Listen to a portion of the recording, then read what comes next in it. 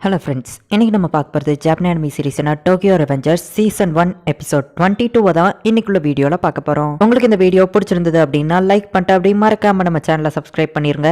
ஏன்னா நீங்கள் சப்போர்ட் பண்ணி சப்ஸ்கிரைப் பண்ணாதான் என்னால் டெய்லியும் சியர்ஃபுல்லாக வீடியோஸ் போட முடியும். சரி வாங்க நம்ம வாழன்னு பேசிட்டு இருக்காம இன்னைக்குள்ள கதைக்குள்ளே போக ஆரம்பிக்கலாம். இன்னைக்கு நம்ம பார்க்க போகிறது டோக்கியோ ரெவெஞ்சர்ஸ் சீசன் 1 எபிசோட் 22. இப்போ ஒரு சின்ன ஃப்ளாஷ்பேக் காமிக்கிறாங்க. 2003ல மைக்கி டிராகன் எல்லாருமே சின்ன பசங்களா இருக்காங்க. மைக்கி பாஜி கூட போயிட்டு இருக்கான். அப்ப மைக்கி கிட்ட அந்த சாதாரண ஸ்கூட்டர் கூட கிடையாது. என்கிட்டயும் பைக் இருந்திருந்தா நல்லா இருக்கும் அப்படின்னு மைக்கி சொல்லவும், என்னோட பைக் தான் டோக்கியோலயே பெஸ்ட் அப்படின்னு பாஜி சொல்றான். ஹே, என்னோட பைக் தான் ஜப்பான்லயே பெஸ்ட் அப்படின்னு டிராகன் சொல்லவும், மீட்சியா அந்த இடத்துக்கு வந்து உங்களோட குட்டியோண்டு மூலையில அவ்வளவுதான் உங்களால யோசிக்க முடியும், என்னோட பைக் தான் வேர்ல்ட்லயே பெஸ்ட் அப்படின்னு மீட்சியா சொல்லவும், ஓ நீங்க எல்லாம் இன்னும் எர்த்துல தான் இருக்கீங்களா, என்னோட பைக் தான் யூனிவர்ஸ்லயே பெஸ்ட் அப்படின்னு காசுட்டரா சொல்றான். மைக்கி ஏதோ ஒரு மீட்டிங்காக தான் இவங்க எல்லாரையுமே கூப்பிட்டுருக்கான். அதனாலதான் இவங்க எல்லாருமே போய்கிட்டு இருக்காங்க. மைக்கிக்கு இப்ப தூக்கமா வந்துட்டு இருக்கு. சிக்னல் விழவும் பார்த்தா பாவ் கரெக்டா வந்துட்டு யார் ஸ்ட்ரெயினுக்கு போறாங்களோ அவங்க தான் ஜெயிச்சாங்க அப்படின்னு சொல்லி ஃபாஸ்டா போயிட்டு இருக்கோம். இவங்க எல்லாரும் சேஸ் பண்ணி போறாங்க. பைக்ல போய்கிட்டு இருக்கும் போதே மைக்கி தூங்கிதான். இப்போ பாஜி தான் கடைசி ஆளா போய் அதுவும் மைக்கியவோ தூக்கிக்கிட்டே போறான். நீதான் ரொம்பவோ லேட் பாஜி அப்படின்னு சொல்லி எல்லாரும் கம்ப்ளைண்ட் பண்ணவோ, உங்களுக்கு என்னடா தெரியும், நம்ம பைக்ல வந்துட்டு இருக்கும் போதே மைக்கி பாதிலேயே தூங்கிட்டான் அப்படின்னு சொல்லி பாஜி சொல்றான்.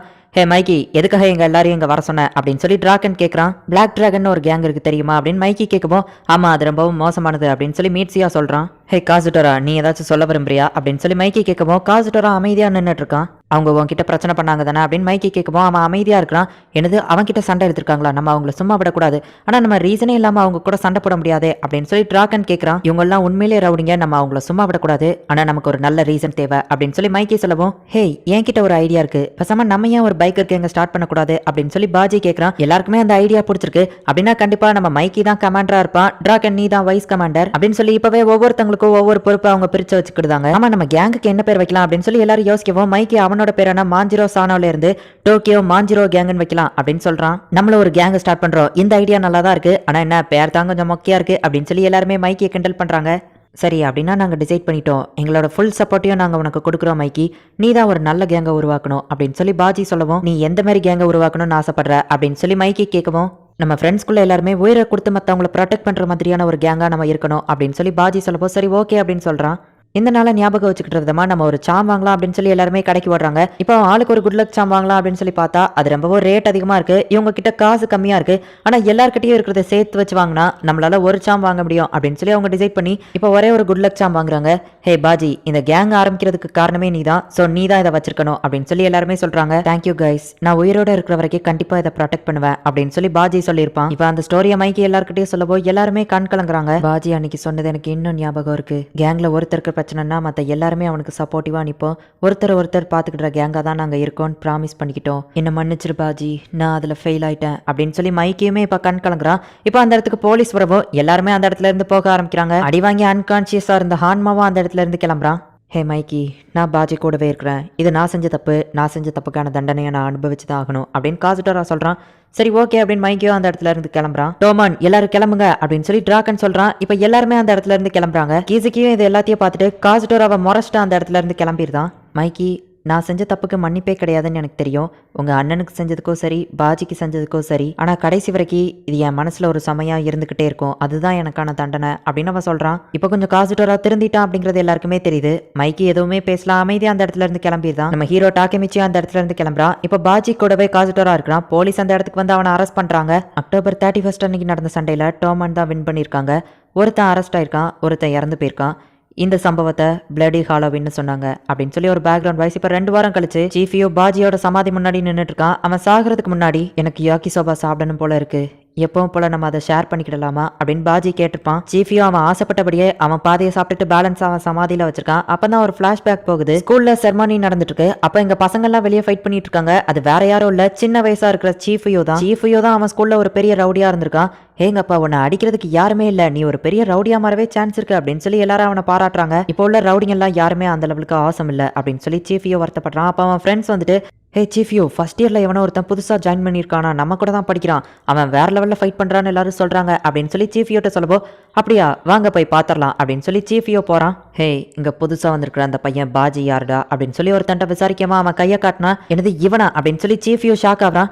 ஏண்டா அந்த சோடா புட்டிக்காரனா பாஜி அப்படின்னு சொல்லிட்டு, சரி இவனெல்லாம் அடிக்க மூடல அப்படின்னு சொல்லிட்டு சீஃப் யூ அந்த இடத்துல இருந்து போயிருந்தான். பாஜி பெரிய பசங்களே அடிச்ச ஒரு ரவுடி அப்படின்னு கேள்விப்பட்டு தான் வந்து பாக்குறான். ஆனா அவன் ரொம்ப படிப்பாளியா இருக்கிறாங்கிறதுனால விட்டுட்டு போயிருந்தான். ஸ்கூல் முடிஞ்ச பாஜி எதையோ உட்காந்து எழுதிட்டு இருக்கான். அப்ப சீஃப் யூ வந்துட்டு, ஹே நீ இது தப்பா எழுதியிருக்க அப்படின்னு சொல்லி சொல்றான். இல்லையே, நான் டிக்ஷனரியில நல்லா தேடி பார்த்தேன், அதுல இப்படிதான் போட்டுருந்துச்சு, இது மட்டும் தப்பா இருந்துச்சுன்னா எங்க அம்மா செம டென்ஷன் ஆயிருவாங்க அப்படின்னு பாஜி சொல்லவும், சரி கொண்டா இதை இப்படிதான் எழுதணும் அப்படின்னு சொல்லி சீஃப் யூ சொல்லி கொடுக்கவோ பாஜி ஹாப்பி ஆகுறான். இன்னும் நிறைய விஷயங்கள் தப்பா இருக்கு அப்படின்னு சொல்லி சீஃப் யூ வந்துட்டு பாஜிக்கு ஹெல்ப் பண்ணி எல்லாத்தையும் கரெக்டா எழுதி கொடுக்குறான். சீஃப் யூ சார், நீங்க என்ன அந்த பாஜி கூடவே பேசிட்டு இருக்கீங்க அப்படின்னு கேட்கவோ, தெரியல அவன் ஏதோ எனக்கு டிஃப்ரெண்டா தெரியுதான், எனக்கு அவனை பிடிச்சிருக்கு அப்படின்னு சொல்லி சீஃப் யூ யோசிச்சுக்கிட்டே போறான். ஹே, நீ தானே சீஃப் யூ, என்ன தைரியம் இருந்தா எங்க கேங்ல இருக்கிற ஒரு தனியா அடிப்ப, நாங்க எவ்வளவு பெரிய பைக்கர் கேங் தெரியுமா அப்படின்னு சொல்லி ஒருத்தன் சீஃப் யூவை போய் திட்டவும், சீஃப் யூ அவன் மூக்கிலேயே தலையை வச்சு ஒரு பஞ்ச் பண்ணிட்டு, ஓ சாரி சார், நான் உங்களுக்கு கிரேடிங்ஸ் வைக்கலான்னு குனிஞ்சேன், நீங்க தான் வழியில நின்னுட்டீங்க அப்படின்னு சொல்லிட்டு, என் ஒருத்தனை அடிக்க 8 பேரை கூட்டிட்டு வந்திருக்கிய, வெக்கமா இல்ல, வாங்க மோதி பாத்திரலாம் அப்படின்னு சொல்லி ஓரளவு ஃபைட் பண்றான். இருந்தாலுமே கடைசியில அடி வாங்க தான் செய்யறான். ஏன்னா அவங்க 8 பேர் இருக்காங்க, இவன் வெறும் ஒரே ஒரு ஆள் தான். மாஃப் எடுத்து உன் மண்டையை உடைக்க போறான் அப்படின்னு சொல்லி ஒருத்தன் வந்து நிக்கவும் பார்த்தா, பாஜி அந்த இடத்துக்கு வந்து, நான் அந்த லெட்டரை முடிச்சிட்டேன், ரொம்பவும் தேங்க்ஸ் சீஃப் யூ அப்படின்னு சொல்லவோ பாஜியவும் அவன் அடிக்க போறான். நீ எனக்கு ஹெல்ப் பண்ணல, பதிலுக்கு நான் உனக்கு இந்த ஹெல்ப் பண்றேன் அப்படின்னு சொல்லவோ சீஃப் யூ வேணாம் அப்படின்னு சொல்றான். பார்த்தா பாஜி ஒரே பஞ்சில அவன் மண்டையை பொளந்துருதான். சீஃப் யூக்கு செம ஷாக்கிங்கா இருக்கு. பாஜி ஒருத்தனை எல்லாரையும் அடிச்சு போட்டுருதான். கேட்டுக்கோங்க பொடி பசங்களா, டோக்கியோ மாஜி கேங்ல இருக்கிற யாராச்சும் ஒருத்தர் மேல கை வைக்க நினைச்சீங்கன்னா அவ்வளவுதான், அதோ நிக்கிறானே அவன் என் ஃப்ரெண்டு, அவன் மேல கை வைக்கணும்னு நினைச்சீங்க அவ்வளவுதான், புரிஞ்சுதான்னு கேட்கவும், எங்களை மன்னிச்சிருங்க சார் அப்படின்னு சொல்லிட்டு எல்லாருமே ஓடி போயிருந்தாங்க. ஹே சீஃப் யூ, யாக்கி சோபா சாப்பிடலாமா அப்படின்னு சொல்லி பாஜி கேட்கறான். என் லைஃப்லயே ஃபர்ஸ்ட் டைம் ஒருத்தங்க மேல மரியாதை வந்திருக்குன்னா அது இவன் மேலதான் அப்படின்னு சொல்லி சீஃப் யூ நினைச்சிட்டு சரி ஓகே அப்படின்னு சொல்றான். பார்த்தா இவங்க 2 பேருமே ஒரே அபார்ட்மெண்ட்ல தான் இருக்காங்க. பாஜி வீட்டுல போய் பார்த்தா ஒரே ஒரு யாக்கி சோபா தான் இருக்கு. சரி எனக்கு பசிக்கலன்னு சீஃப் யூ சொல்லவோ, நம்ம இதை ஷேர் பண்ணிக்கிடலாம் அப்படின்னு சொல்லி பாஜி சொல்றான். இது எல்லாத்தையுமே யோசிச்சு பார்த்து சீஃப் யூ ரொம்பவும் அழறான். நீ எதுக்காக இப்படி பண்ண அப்படின்னு சொல்லி ரொம்பவும் வருத்தப்பட்டு இருக்கான். பார்த்தா அந்த இடத்துக்கு மைக்கி வந்து நிக்கிறான். பாஜியோட சமாதி முன்னாடி வந்து மைக்கி அமைதியா நின்னுட்டு இருக்கான். ஜெயில காசுட்டரவை பாக்குறதுக்காக மைக்கியும் டிராக்கனும் போயிருக்காங்க. நான் செஞ்ச தப்புக்கு எனக்கு மன்னிப்பே கிடையாது, நான் செஞ்ச தப்புக்கு தண்டனை அனுபவிக்கலான்னு முடிவு பண்ணிட்டேன் அப்படின்னு காசுட்டோரா சோகமா சொல்லவும், நீ சூசைட் பண்ணலான்னு நினைக்காத அப்படின்னு டிராகன் சொல்லவோ, உனக்கு எப்படி தெரியும் அப்படின்னு சொல்லி அவன் கேட்கறான். உன்னோட அந்த லுக்கை பார்த்தாலே எனக்கு நல்லாவே தெரியுது நீ அந்த முடிவை தான் எடுத்துருப்பேன்னு சொல்லி அப்படின்னு டிராகன் சொல்லவும், எனக்கு வேற வழி தெரியல அப்படின்னு காசுட்டோரா சொல்றான். மைக்கி உன்கிட்ட ஒரு விஷயத்த சொல்லி தான் என்னை எங்க அனுப்புனா, நீ ஸ்டில் டோமான்ல ஒரு மெம்பர் தான் அப்படின்னு அவன் சொல்றான். இதை தானே நீ ஆசைப்பட்ட பாஜி அப்படின்னு சொல்லி மைக்கி அவன் சமாதி முன்னாடி நின்று கேட்கறான். மைக்கி உன்னை மன்னிச்சிட்டான் அப்படின்னு டிராகன் சொல்றான்.